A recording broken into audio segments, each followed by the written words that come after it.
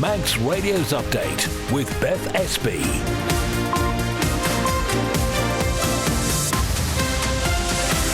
Well, first, my good evening. Welcome to Friday's update here on Manx Radio, where we'll take you through some of the main news before 5:30. So it's day 7 of the bus strike then. How's it been affecting passengers? We're also going to find out what it's meant for the taxi trade and get the latest on where talks to end it now stand. Also tonight, are operating theatres at Nobles Hospital being used to their full potential? The island's Chief Constable speaks out, defending the deployment of armed officers, and new employment figures have been released. How do the numbers of people out of work compare with the vacancies available? We'll also be talking about the Isle of Man Sports Awards that took place last night, the weather, the traffic and the travel. And if you'd like to get in touch, you can text the studio 166 177. We'll start with a roundup of the day's main news headlines with Simon first of all. Fastamai, Simon. Fastamai. The first dedicated assessment of money laundering risk across the island's gambling sector has been published. It's been prepared by the Gambling Supervision Commission and concludes that the Isle of Man's online gambling sector presents an overall medium-high risk of money laundering. In contrast, the terrestrial gambling sector, which serves a domestic customer base, is assessed as presenting a medium-low risk. The Isle of Man Trades Council has accused the Department of Infrastructure of falling silent during ongoing bus strikes. Talks on Tuesday led to what the union described as a weaker offer made over the phone, which was rejected. Manx Radio understands the proposal includes a £1,000 lump sum payment. Manx Radio has approached the DOI for comment. The chair of Bride Commissioners, Pamela Kinraid, has died. Mrs Kinraid served her community for many years, including as secretary of the Parochial Church Council, organist at St Bridget's Church and organiser of the TTT. A date for a by-election will be announced in due course, and her funeral will take place on the 6th of March at 1 p.m. at St Bridget's Church. International headlines. The UK government's withdrawn its staff from Iran over security concerns. It comes a day after talks between the US and Iran over its nuclear programme ended without agreement.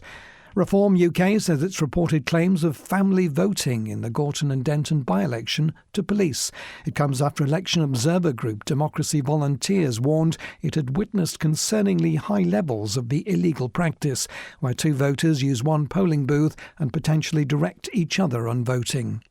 And finally, former US President Bill Clinton's due to give evidence to a congressional committee investigating his links to late paedophile Jeffrey Epstein. It comes a day after his wife Hillary denied she had any knowledge of the disgraced financier's crimes. Those are the headlines. More news at 6. Thank you very much indeed, Simon. Now the weather brought to you by Manx Glass and Glazing. So staying dry, it's been really lovely today actually. Variable and at times large amounts of cloud this evening though. The moderate winds will fall light overnight. The clear intervals will develop and minimum overnight temperatures will be quite cold. It'll only be 3 Celsius.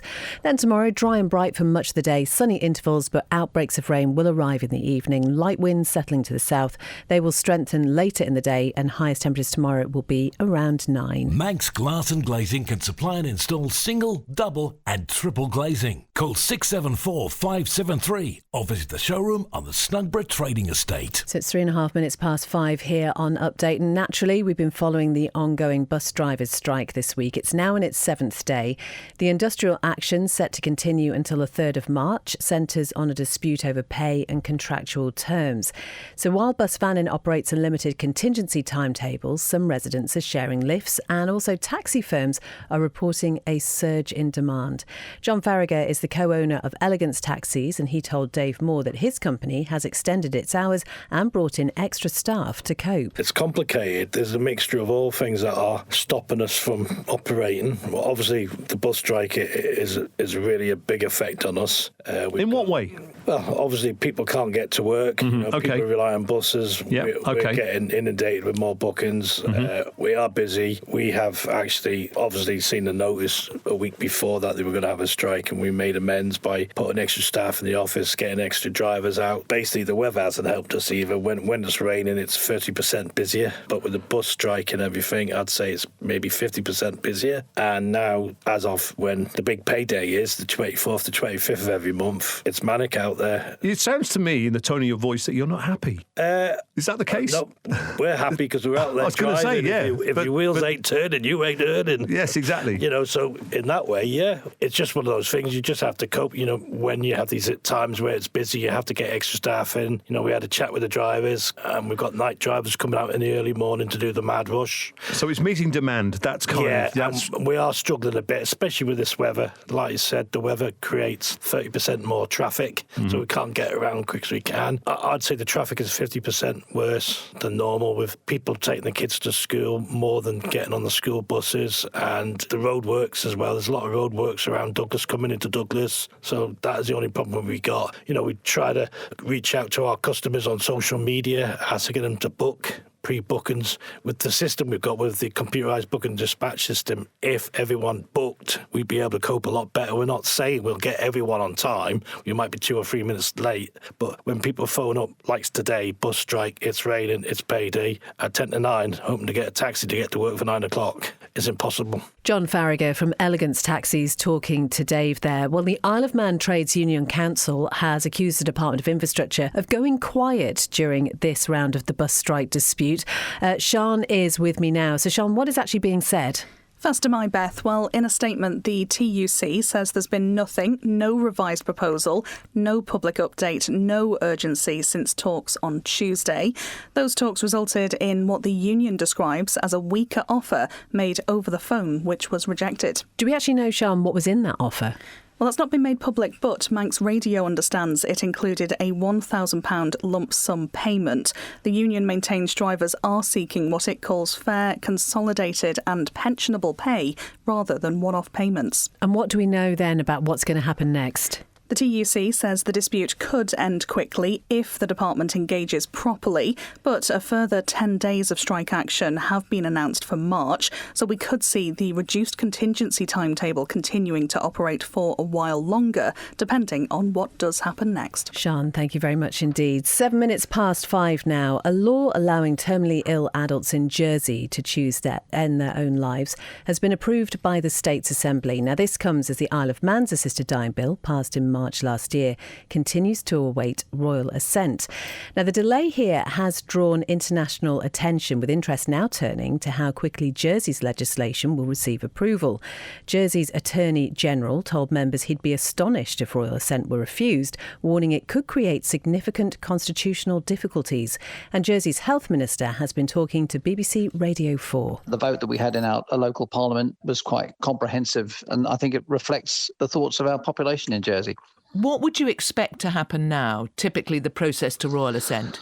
Well, that's going off for royal assent, but we've got an 18-month implementation period. So I think the intention here is to get underway, do the training and so on, whilst we await royal assent, which I hope we will get before we get to the end of our implementation period. How long does royal assent normally take on a bill?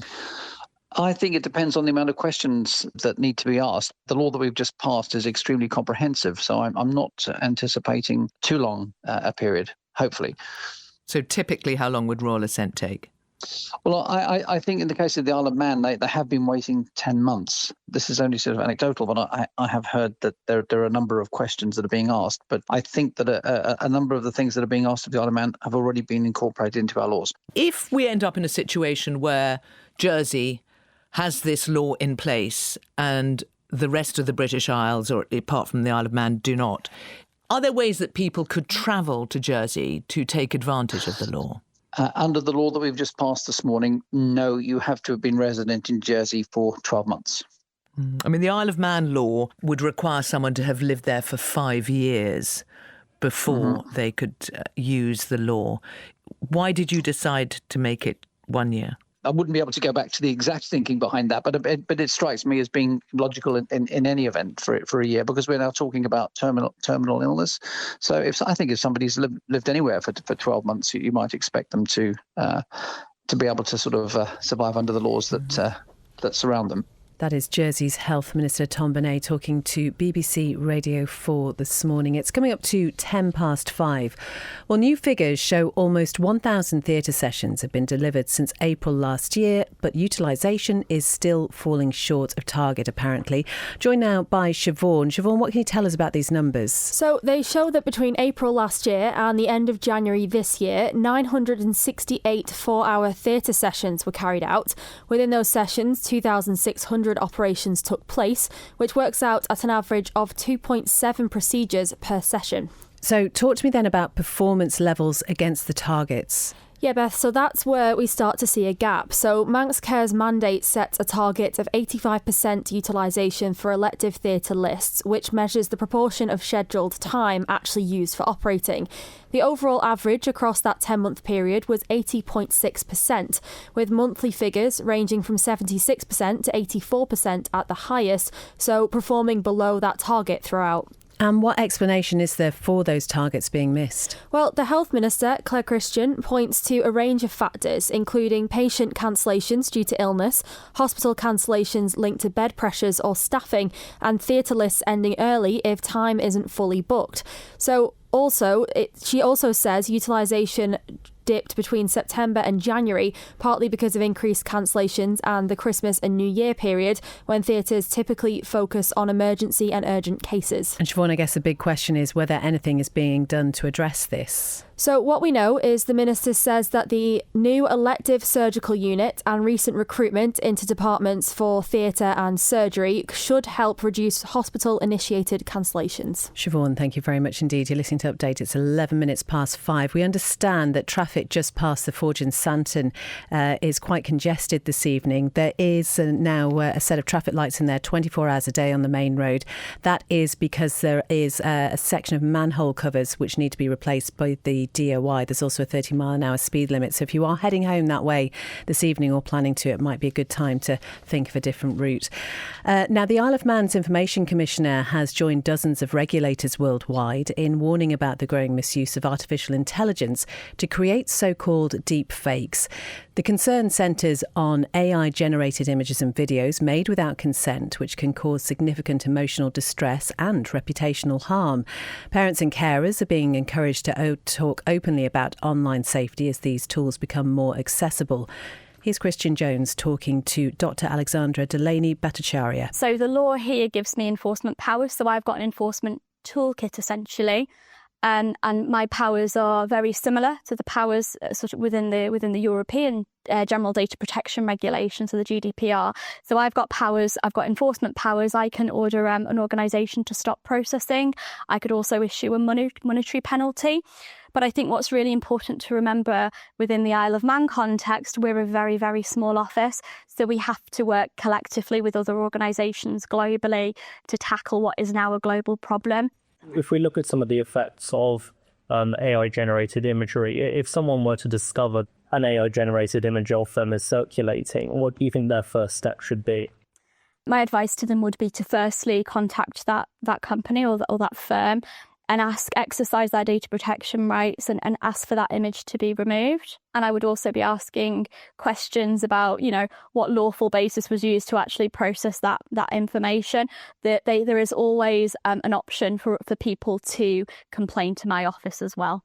And one of the more disturbing things is to do with children. You've urged parents and carers to have open conversations with their kids. So what do you think those conversations should look like? It's a really, really important question. I think the main thing for me is parents should be advising their children not to create or share AI-generated content that could harm somebody. So, in the Isle of Man context, that would be, or in the global context, that would be creating or circulating misleading, intimate or damaging, AI-generated content about a real person.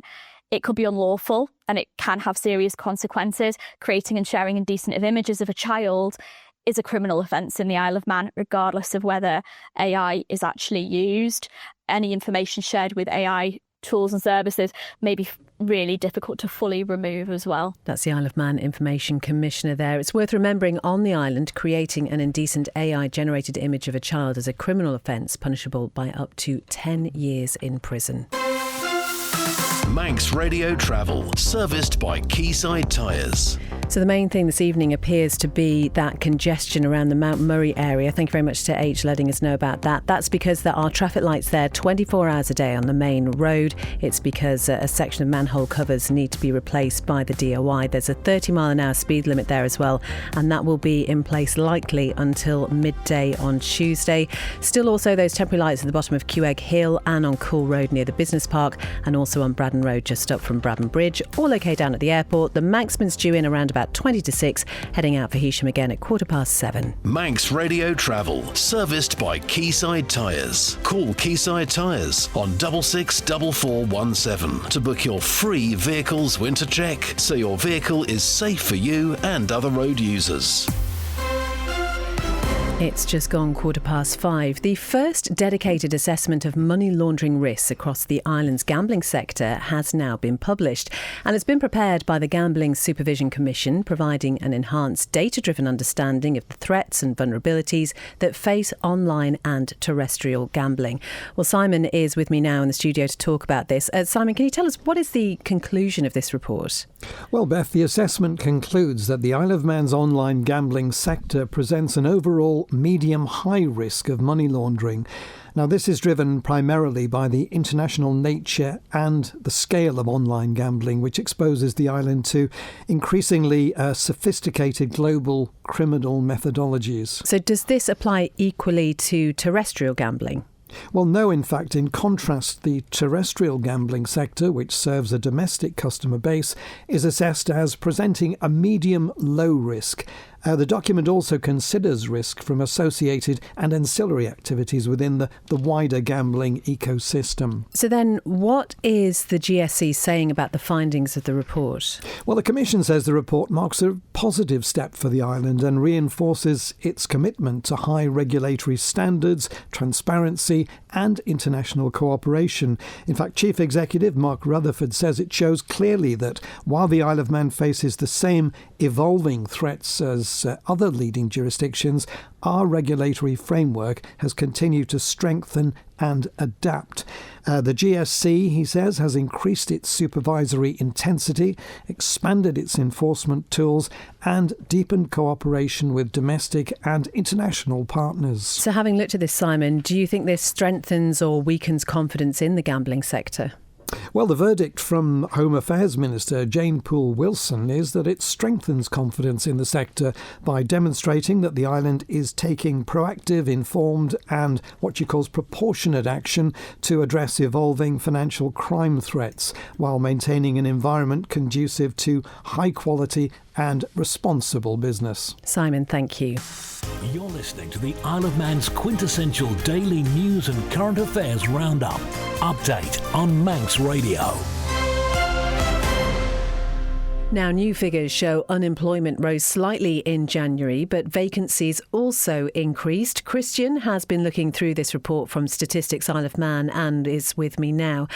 Faster my Christian, what stands out then? Yeah, so the headline figure is 286 people registered as unemployed at the end of January.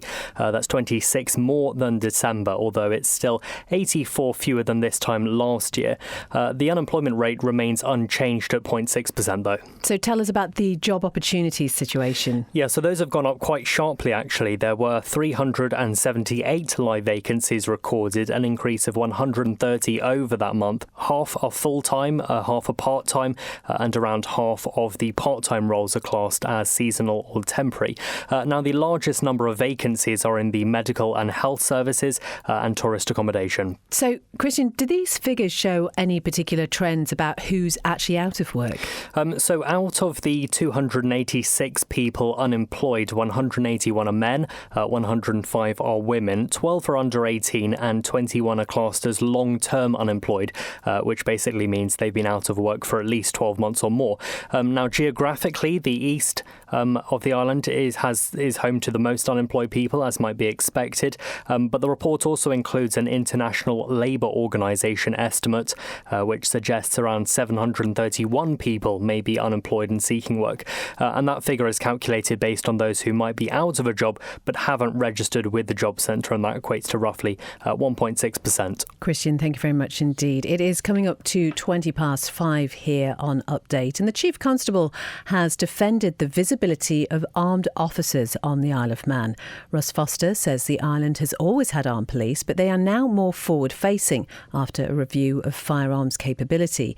He points to the high number of firearms on the island alongside mental health issues and organised crime risks as part of the wider context.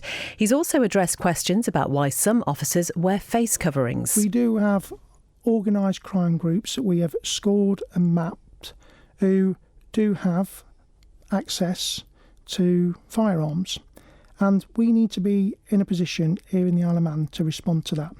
And when you say you see the armed officers in places that you wouldn't ordinarily expect, their first role, their primary role, is around being a response officer. What comes secondary is the fact that they have merely got lethal and less lethal tactical options on their person or in their vehicle.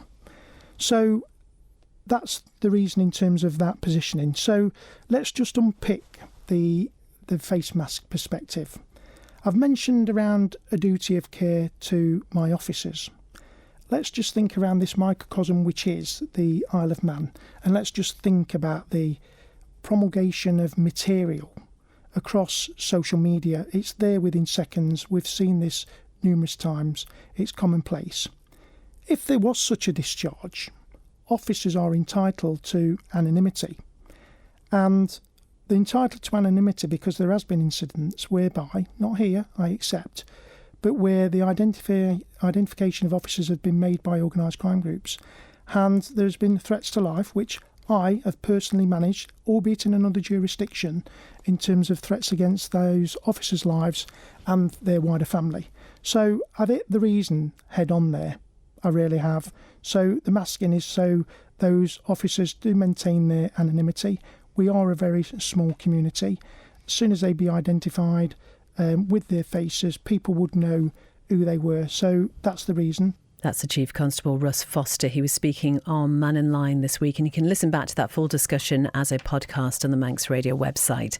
Now, visitors to the Northern Swimming Pool in Ramsey can now check their key health indicators in just a few minutes. A new high-tech health check station has been installed through a partnership between Public Health Isle of Man and the UK firm Sisu Health.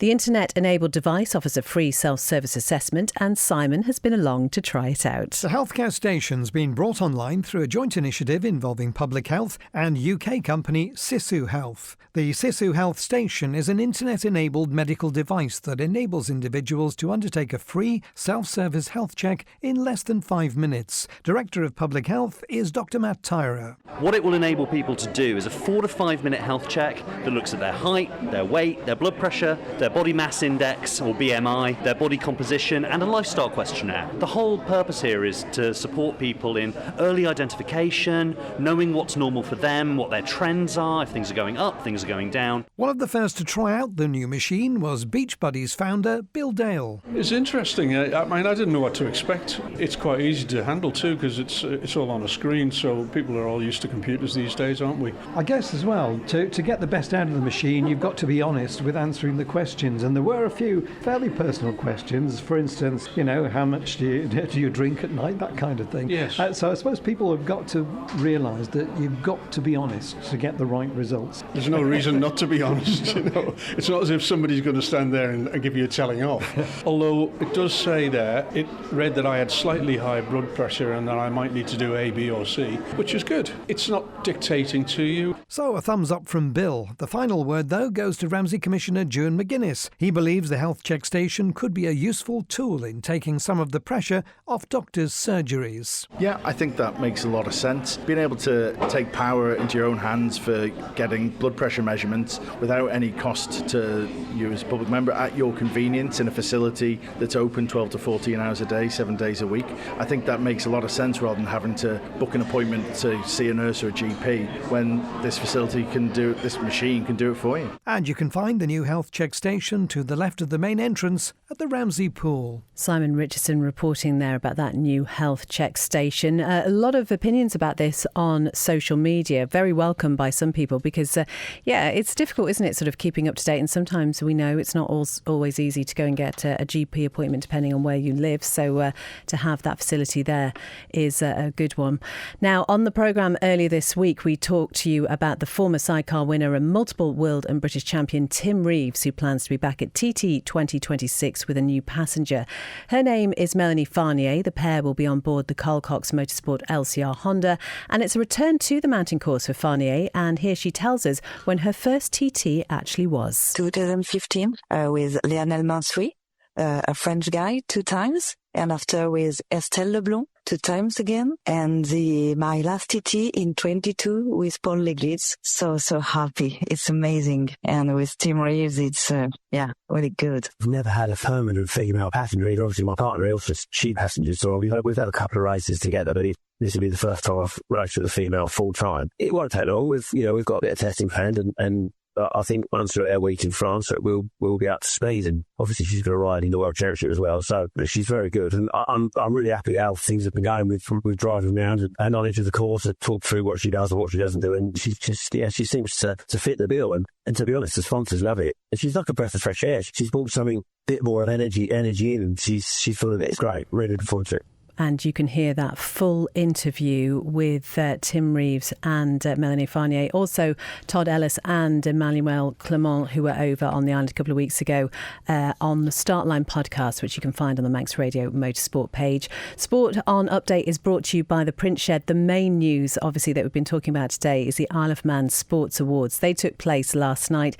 You can find the full list of winners on the Manx Radio website, but tennis player Billy Harris and motorcycle trials rider Caitlin Ashted were named Sportsman and Sportswoman of the Year. They were among the 14 winners who were recognised at the ceremony at the Villa Marina in Douglas. And it really is a celebration of the achievements of the Manx sporting community over the past year. Caitlin was the first Manx woman to win a European motorcycle trials title. Elsewhere, the brothers Ryan and Callum Crowe, they were named Sports Team of the Year. Krista Kane took the Veteran Sports title, and Oren Smith was recognised as Sports Coach of the Year, and Alfie Bezant was the Disability Sportsperson of the Year. So huge congratulations to all of those recipients. As I say, you can see the full list on the Manx Radio website. There's some lovely photographs on there as well. But that is all from Update this evening, and indeed for this week. Thank you very much indeed for your company. To find out about all the stories we've been talking about and to comment on them as well, you can head over to our social media. Coming up next, it's a Friday Sport Preview with Simon Quine tonight. Then Greatest Hits with Chris Kinley is at 6:30. Sweet and Swing at 9 with Howard Kane. And then Ree will be with you from 10 with After Hours. So have a lovely evening, a great weekend, and Update will be back at 5 on Monday.